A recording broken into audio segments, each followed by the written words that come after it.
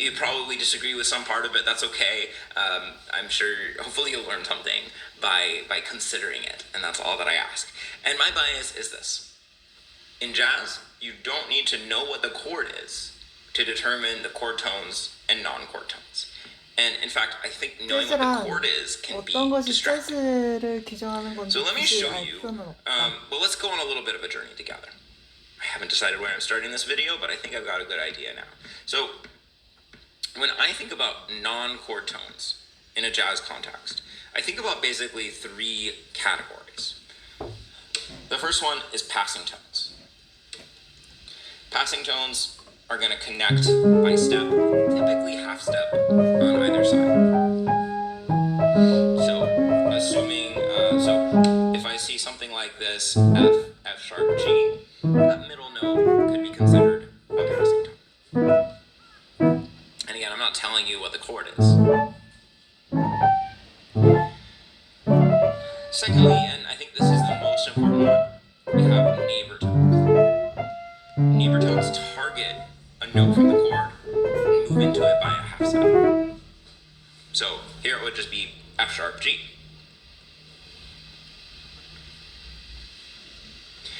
And then lastly, we give this its own category, or I do at least in jazz, because they're so common, and that's enclosures.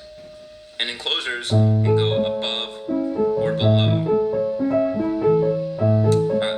They go above and then below a target chord note. So for instance, if G is the target note, A flat, a half step above, F sharp, a half step below, and then G. Now, in each of these cases, I've given you a chromatic example, because I think that's where this really becomes the most important in bebop styles.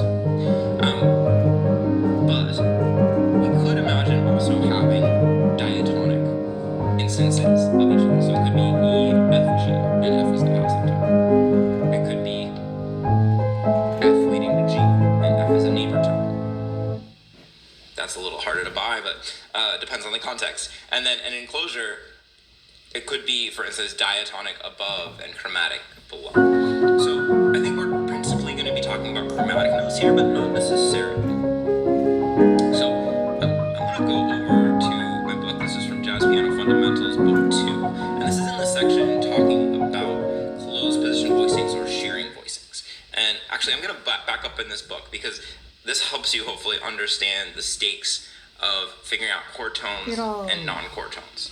So I have this 3-step process of how a pianist creates closed position voicings. So the steps are listed here, really messily highlighting. So step 1 is that you're going to classify melody notes as either chord tones or non-chord tones. And then step 2 and 3, you're going to do something very different with the chord tones as with the non-chord tones. So in step 2, you're going to harmonize chord tones with other notes from the chord. So if it's a chord tone in C, you're going to harmonize it with notes from a C chord. Step 3 is you're going to harmonize non-chord tones, and then I give you 3 options with diminished 7th chords, side steps, or tonicizations.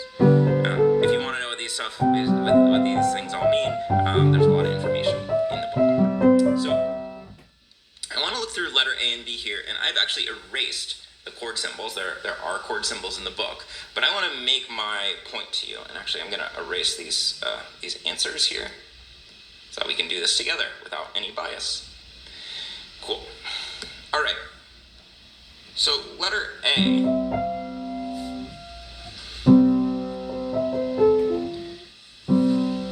When I look here, I assume that the F has to be a chord tone.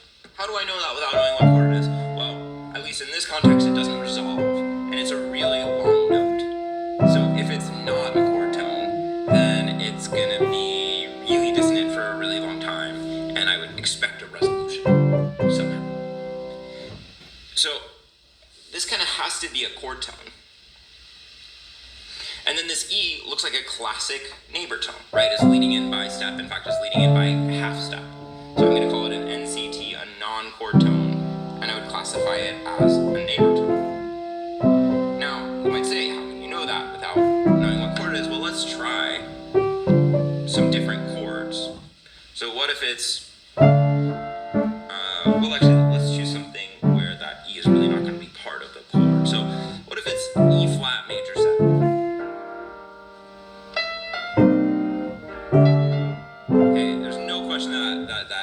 has to be a non-chord tone, and the F has to be a chord tone. What if it's A flat major? Okay, if it's a regular old A flat major 7, we would call the F the 13th or the 6th, and the E would be a non-chord tone. Now, the next example we're going to look at is if it's D minor 7. Okay, and so this is more complicated because if you're thinking about the chord, you could say, well, the E is the 9th and the F is the 3rd, though they're both chord tones. And that's a possible analysis of this section, but as you're actually manipulating non-chord tones, for instance, in closed position voicings, you're going to find that the results are going to be much richer if you analyze that E as a non-chord tone.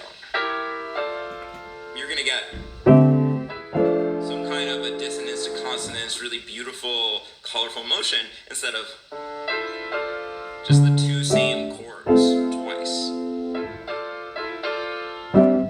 So even if we're imagining we're in a key like D minor, that in which we could consider both notes to be chord tones, I would still analyze it as non-chord tone to chord tone. I bet there's some real smart aleck who's like, well, what if it's in C major? Wouldn't it be a chord tone to a non-chord tone? Because E is the 3rd and F is the 4th. And I would just say, well, listen to this in C major. It doesn't work in C major unless you make the F resolve, in which case it's a non-chord tone.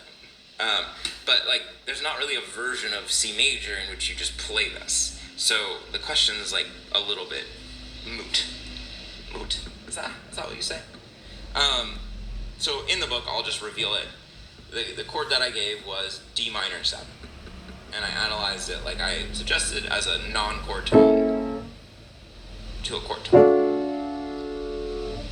All right. Now, on the other side of this double bar line, we have all skips, right? Skips, I mean, basically any interval other than a second. Here, it's all thirds. And when we have all thirds, each and every one of these has to be a chord tone. We do not skip, almost always. I can think of exceptions, but we almost always don't skip into non-chord tones. So here, to me, the analysis is really easy. There's no question, whether I know the chord or I don't know the chord, that all these are chord tones. All these are CTs. And there's a pretty limited number of chords that could be. It could be D minor 7, which in fact in the book I'll reveal it is. It could be F major 7, it could be B flat major 7, sharp 11, it could be G sus, it could be E sus, flat 9, something like that. But it really couldn't be, again, C major 7. Because of that F natural, which needs to resolve.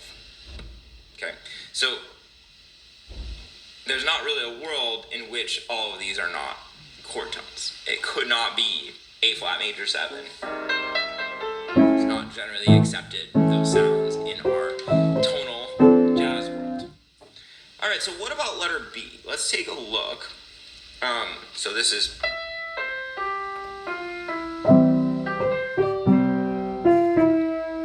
So as we look, let's first identify that many of these are skips, right?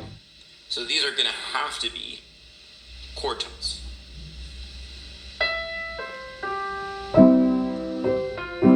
So then we have a step. And because of the rhythmic emphasis, I'm very much wanting to say that that one's going to be a non-chord tone, and this one's going to be a chord tone.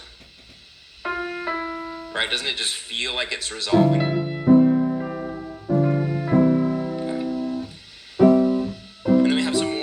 Skips. So we know that these still have to be chord tones. And then we have what looks like a classic neighbor motion. So I'm going to analyze the one that looks like a neighbor